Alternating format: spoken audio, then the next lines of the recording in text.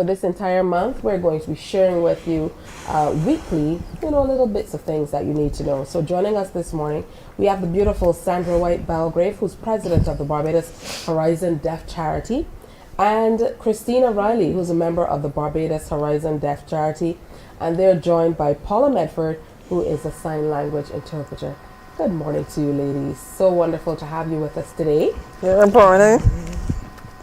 Wonderful. All right, so talk to me about the Horizon Deaf Charity. Let's start with you, Madam President.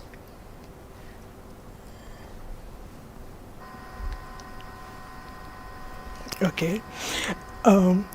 Barbados Horizon Deaf Charity is focused on deaf and hard of hearing.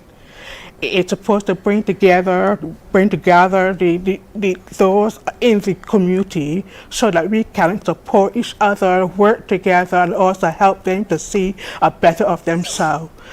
We are the voice for them in a special way.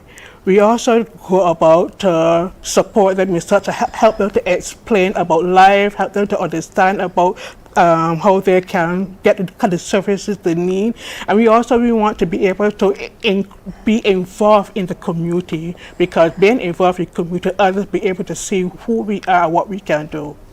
All right, for you, Sandra, for you, Christina, rather, tell me a little bit about what it's like being a deaf or hard of hearing person in the community, some of the challenges that you've experienced through the years that you hope to change through your membership in this society. I was not born deaf. I became deaf at 4 because of a sickness. Since that time at school, I learned how to speak, but I learned how to speak because of associating with hearing individuals. That's also why I'm able to lip read. So I've learned what I want for life, and I try to encourage other deaf to reach out for what they want as well.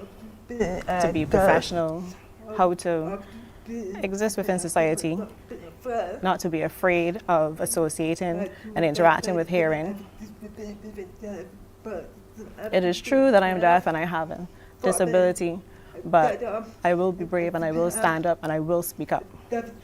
There's nothing to be afraid of, because I am proud of who I am. Because God made me. And I have 3 beautiful children in my life. And I worked hard for that. So I am pleased with who I am. Oh, that's beautiful. And back to you, Madam President.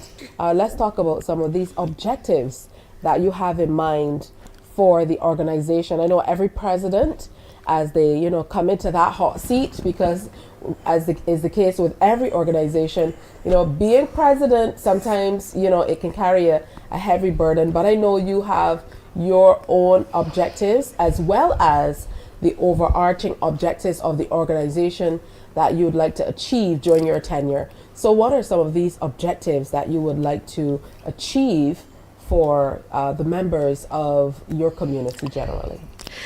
Very good point. Through the group, the community is not very knit together like how other people will be knit as a culture. One of my goals as a president is to not just to bring them together, but to know that when we work together, that a lot can be achieved. And if each one trying to do their own thing, they will always cause this separation. We will not be able to achieve the same goal set for us. We will not be able to speak up where we like to speak up. And the fact of this, I am only aware of very few deaf around me as I mingle among the association. But in fact, it showed me that there are more than 2,000 deaf and hard of hearing in Barbados, which tell me that if I'm able to help them, they have to reach out to us so that we'll be able to find ways so that we can work with that to help them to achieve their goal. So one of my most important things too is communication between not just the deaf and deaf, but the hearing and the deaf in general, but we to have a more unity together. All right, that certainly doesn't seem like so much a tall order, but in order to get there, there are a lot of things that obviously would need to be done, and I'm happy that you ladies are here this morning. I think this is a wonderful way to start because a lot of people, they stay away, or because of that lack of engagement that you spoke of, people don't necessarily feel like they know and can appreciate what it is you need. And most certainly people can't determine what you need. So with that said, Christina, talk to me about some of the many challenges that you want to see changed in terms of how people maybe view the hearing impaired, the deaf community, how people view people who are hard of hearing, and what are some of the challenges that presents?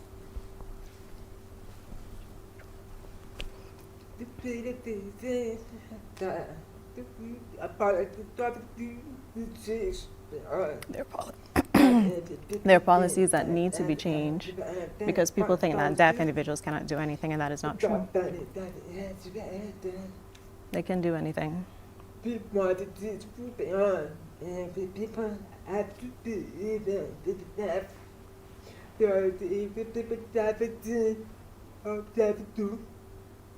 For me, I had to edit it, I just shoot my outfit. On the edit jump. But to edit then, but the rules here in Barbados, anywhere in the world, need to be changed.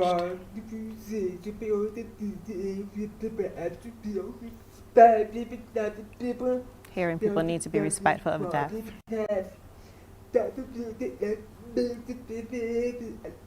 And deaf want to associate with hearing individuals, and we want them to understand we can do anything.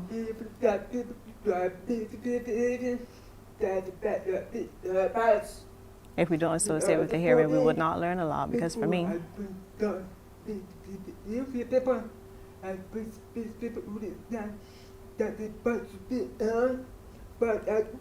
I was associating only with deaf, but there was so much more for me to learn.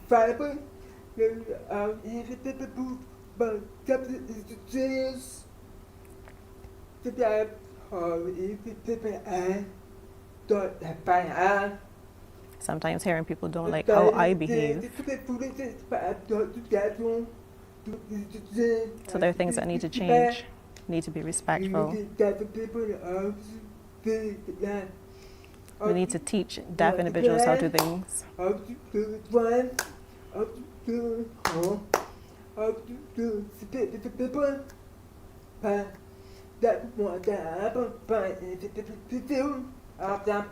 Hearing people refuse to help the deaf.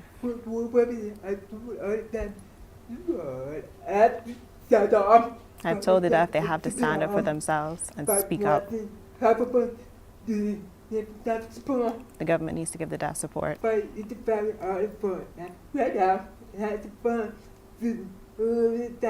still encourage them, but I'm not giving up. Yeah. I will fight for it. I will fight for the deaf. I will.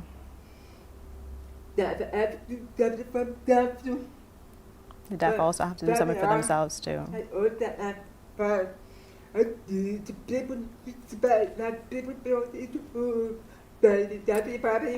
It hurts the deaf in Barbados. People need to respect us. For driving licenses, for example, insurance. To find work. They don't see what the deaf do.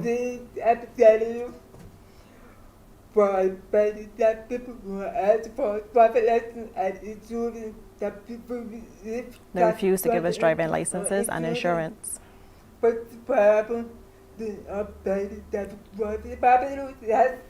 There are many deaf who drive in Barbados. And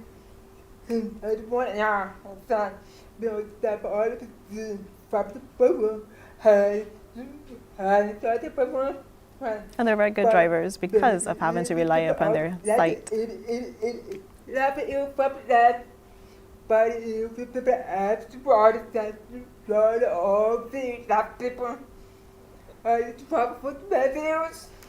I have driven for 12 years and never had an accident because the deaf are very careful. Even though we can't hear,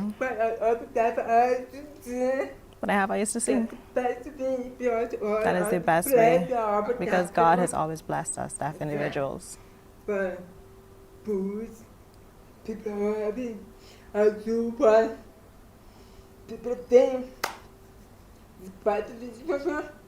For example, my 3 children, my boys aren't deaf. They learn sign. They understand me when I speak. But I understand that most people don't understand. They think that my children are deaf, but it's not true. Well, you know, we see all those misconceptions and we hear all of those myths that are happening. That's why you're here, and that's why we're hoping to be able to share a whole lot more. When we come back, I want you ladies, as more mature ladies, to share with us, you know, some of the challenges that the younger ones have as we make our way through talking more about some of the challenges experienced by the deaf community, and of course how we're going to get to a place where we're more respectful and where we're able to help you to integrate more into society. So we're going to take a break here and come on back. Stay with us. A world where deaf people everywhere can sign anywhere. And if we think about that, that means that many of us, wherever they go to conduct their business, if they're seeking health care in schools, there must be people who can communicate with them. And that's very, very important.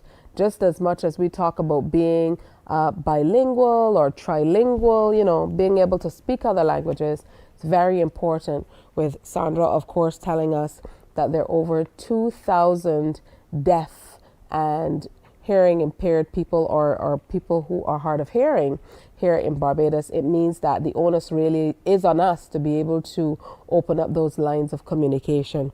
For you, Madam President, for you, Sandra, talk to me about some of the challenges that the little ones might be experiencing.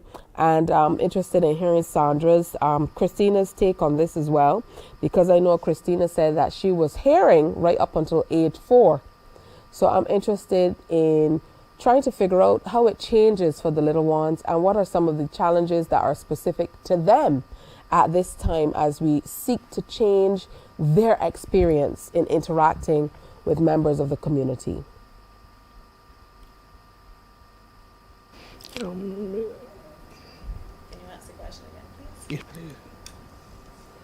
How are we going to change how we interact with deaf children to make life better for them, easier to interact and live as normally as possible?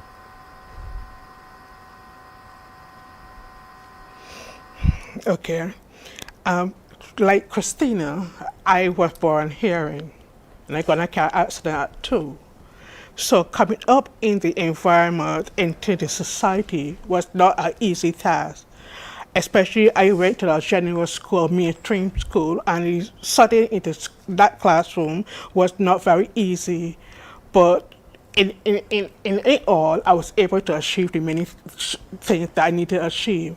But today's young deaf individual children, my only thing is that they need to be more interactive with the deaf community, because yes, the hearing will speak one way to them, but for them to feel and experience the language, they need to be involved in the deaf community as well.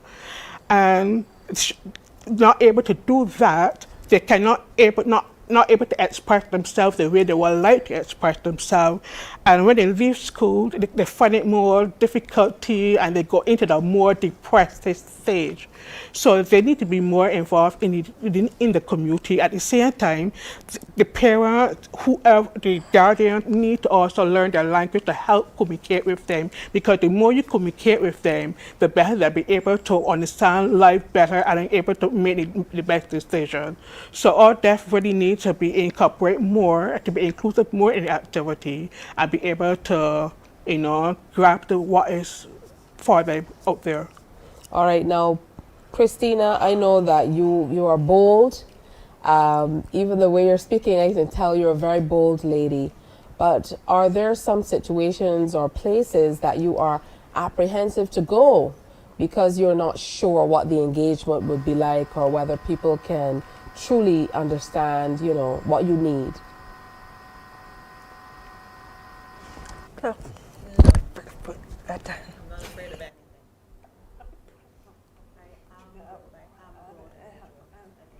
Anything?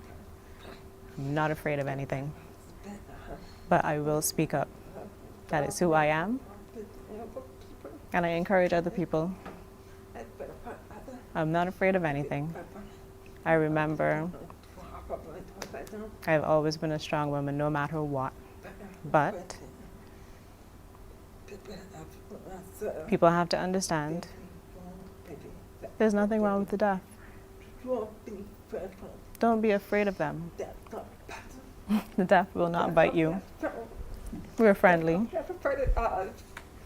We have a good life, but we need to remember we want to help the deaf to improve. There's nothing to be afraid of. If you want to learn sign language, you can learn sign. There are always opportunities to be able to learn. I know of one woman. For example, another interpreter, Bonnie Leonce. She teaches individuals to sign. She is willing to teach. She will teach you more. There's nothing wrong with using sign language. It is a beautiful language. All right, with that beautiful language, it's time for us to engage a little bit in terms of basics.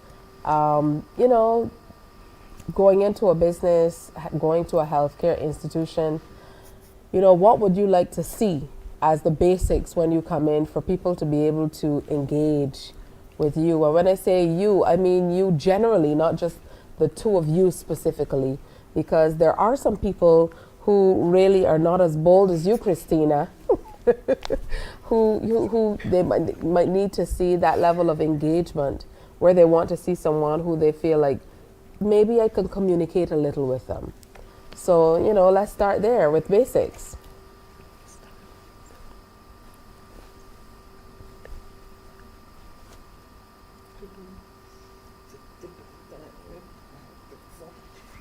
The simple way to start is learning the alphabet, for example.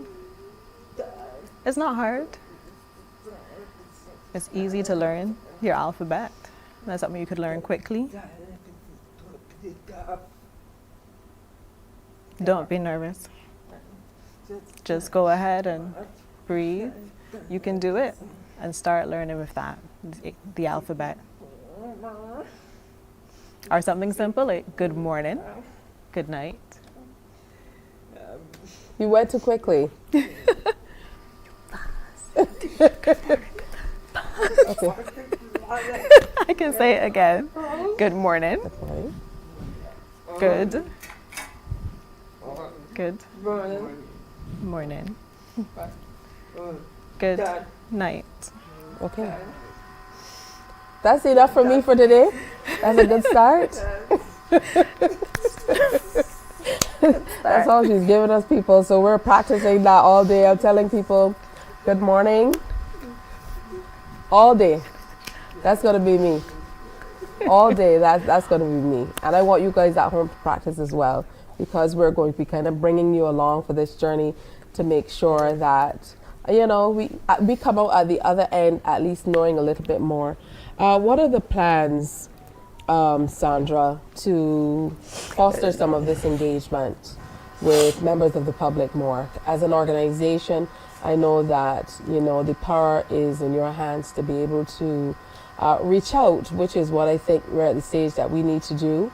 It's okay to talk about bringing other people on board, but we have to move to make it happen. So what are some of the projects maybe that you're looking toward to be able to bring more hearing people in line with what you need and engage at a closer level? Well, for this month, we have quite a lot of activities for the deaf and involved of the hearing. This Saturday coming, we're going to have hands in praises, whereas you're going to see sounds in sign language. And also the 14th, we're going to have a doctor explain to us the reason about hearing screening, the importance of hearing screening. So that we have quite a lot of activity involved with deaf, especially the most focused one is the 23rd. We're going to be a movie night at the National Disability Unit.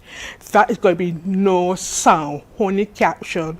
Come and experience how the deaf actually watch through movies and everything by just reading and start interacting with each other. So, you know, some people can't go without noise, but at least you will be a quiet scene where you can come and just see how the deaf really experience how the deaf watch TV, reading the captions on the screen and that. So we have quite a few even workshop involved. We're going to be visiting some school. So it's a lot we have a plan for this month, and then it will be posted on our Facebook and on our WhatsApp so that we have a better idea of what we are planning to do and they can get involved with us as well. All right, I want to thank you ladies so much for coming in and sharing with me. Learn a little something. Thank you. It's all right. No problem. No You're problem. You're welcome. Good stuff. And I certainly look forward to sharing with you a whole lot more. The theme for 2023 is a world where deaf people everywhere can sign anywhere. Let's make an effort to learn together. I think it's very, very important.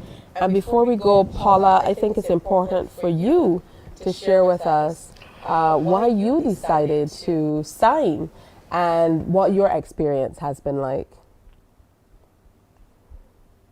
Well, I have a friend who, like this lady, she was born hearing, eventually became deaf, and she needed assistance.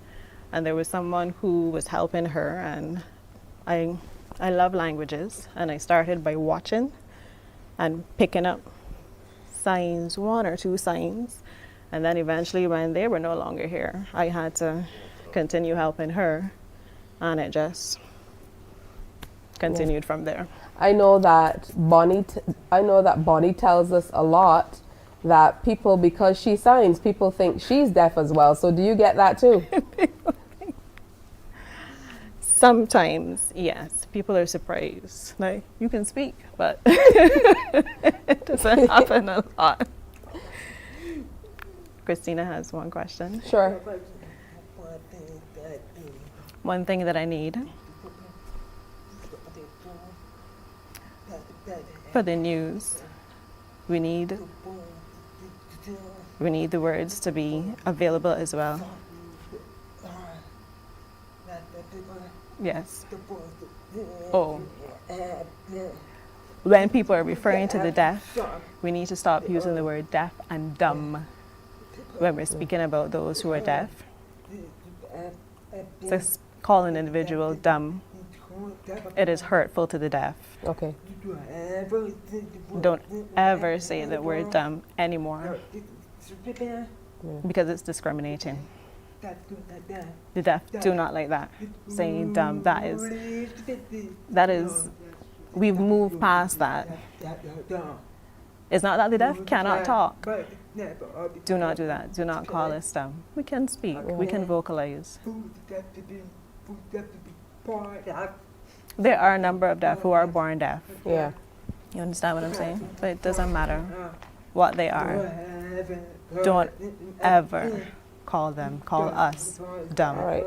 Well, Christina, keep us in check. Thank you, that's all. Christina, keep us in check. That's important. Keep us in check. We definitely are going to keep on trying our best. I know a few years ago we were working heavily on instituting the closed captioning for CBC TV8. Maybe that's something we really need to put back on the front burner as well, speaking out of turn, as usual. But again, I look forward to our discussions in the coming weeks, and make sure you share the activities that are coming up with us so that we can share with the audience and we can get on and be a part of it as well. Thank you, Paula Medford, sign language interpreter, Christina Riley, and Sandra White Belgrave, member and president, respectively, of the Barbados Horizon Deaf Charity. Thank you. Thank you for coming. All right, Thank the you as CBC well. News is coming up next. Stay with us.